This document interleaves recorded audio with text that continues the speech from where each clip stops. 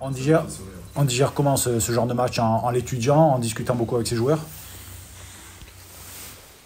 Déjà, oui, on le digère pas très très bien. Ça a traîné quelques temps. Mais en fait, faut vite se remobiliser pour passer à la suite. Et au lieu de le traîner, dès lundi, on a remis les choses en avant. Je ne vous cache pas qu'on a discuté, on a analysé, on a eu une réflexion sur différents sujets aussi pour remettre une énergie un peu là-dedans, dans le collectif, sur l'aspect individuel. Donc voilà, c'était un des plus gros travail de la semaine. Vous aviez choisi à chaud de protéger vos joueurs, mais aujourd'hui on va parler d'un point qui a chagriné certains supporters, c'est celui de la combativité. Pour certains supporters, il n'y a pas eu assez de combativité contre Quevilly-Rouen. Est-ce que vous êtes d'accord avec cette analyse, que celle de certains supporters qui ont été assez vocaux, on va dire comme ça? Ouais, j'ai lu ça, ou j'ai entendu ça. On nous l'a pas reproché 15 jours avant contre Saint-Etienne. Effectivement, j'incompte tout à fait la défaite. Je vous cache pas que moi je les attends aussi maintenant ce week-end. C'est la moindre des choses. Oui, effectivement, il y a un point qui a été soulevé. L'état d'esprit, la combativité, les vertus qui sont les nôtres et qui doivent être à Bastia et au Sporting. Et on a été déficient dans ce domaine. On n'a pas, même si Quevilly nous a proposé quelque chose sur quoi on n'était pas habitué avec leur gabarit, avec leur puissance, et on a eu du mal à affronter ça sur ce type de match. Maintenant, voilà, on en a fait l'analyse. J'ai eu certaines réponses. On a cherché pourquoi aussi, parce qu'il faut simplement pas dire voilà, on a manqué de combativité, il faut peut-être retrouver aussi les raisons. Raisons psychologiques, mentales, physiques, tactiques. Voilà, il y a eu plein de. Donc on a essayé de regarder tous ces points. Contre Quevilly, vous pensez que c'était un match sans, vos joueurs sont passés au travers, comme ça peut arriver, ou alors vous pensez peut-être qu'il y a quelque chose aussi, l'équipe peut-être est en train un petit peu de flancher. Qu'est-ce que vous en pensez? On s'est posé cette question toute la semaine. Quevilly nous a proposé quelque chose sur quoi on ne s'y attendait pas, avec leur organisation à 5, puisqu'ils n'ont jamais joué comme ça. Donc ils ont fait un 5-4-1 dans une position relativement assez basse, où ils nous ont contrés.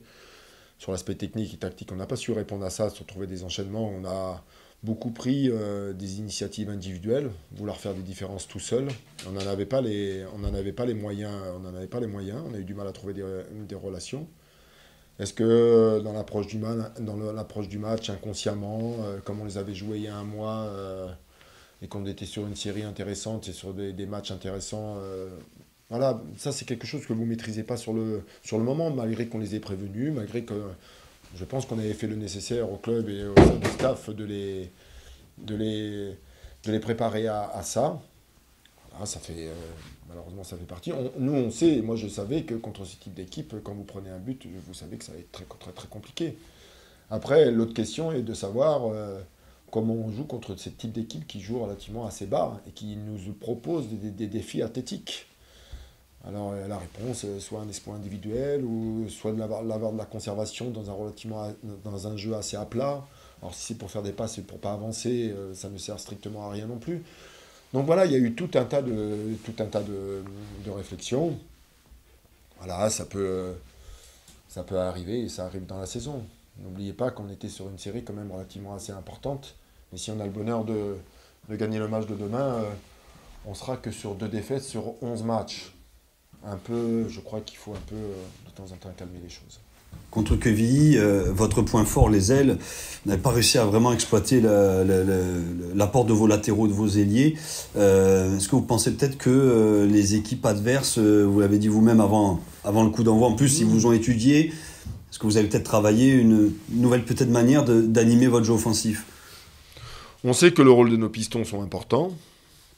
On s'est rendu compte à travers les données d'après-match qu'ils n'ont pas été comme d'habitude sur l'aspect physique. Est-ce qu'il y a eu un état fatigant? Est-ce qu'ils ont eu du mal à répondre?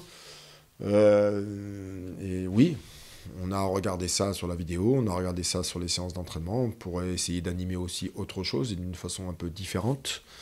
que d'utiliser toujours nos joueurs de couloir. C'était une de nos forces et ça reste une de nos forces.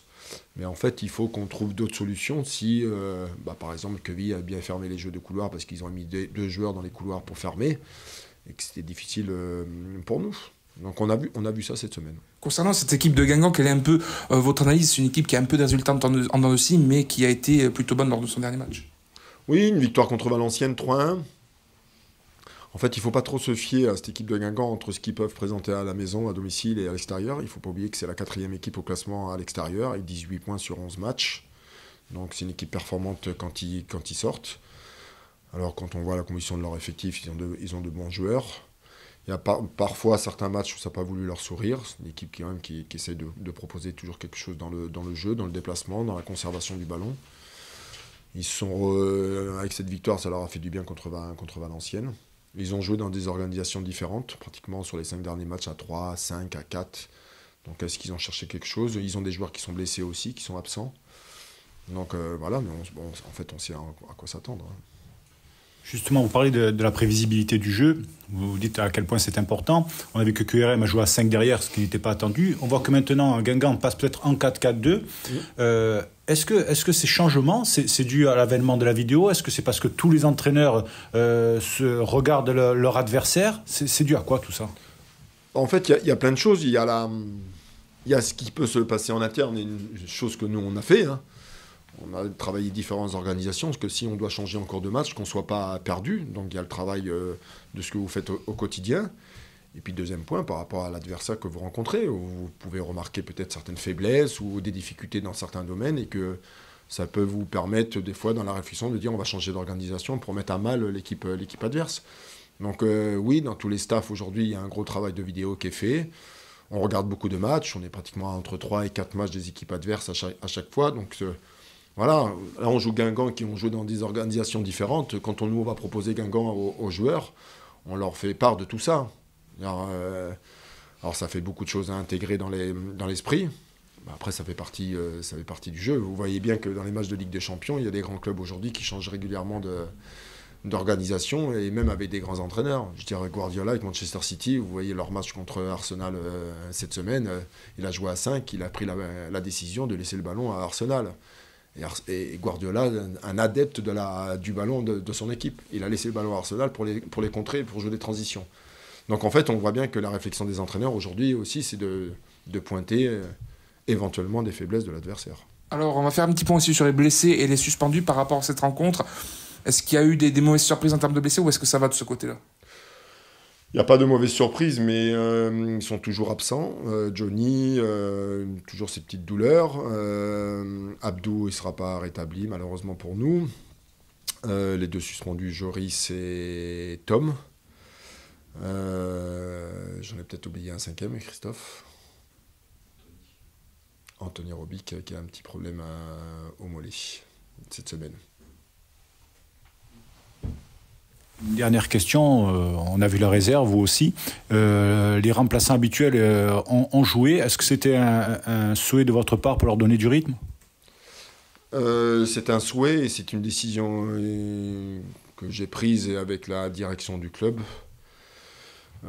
pour faire monter cette équipe réserve en National 3. À partir de maintenant, les joueurs qui ne seront pas convoqués avec la première, quoi qu'il arrive, il y aura toujours au moins 2, 3 et peut-être éventuellement 4 joueurs qui iront jouer en réserve tous les week-ends, en dehors bien sûr des blessés.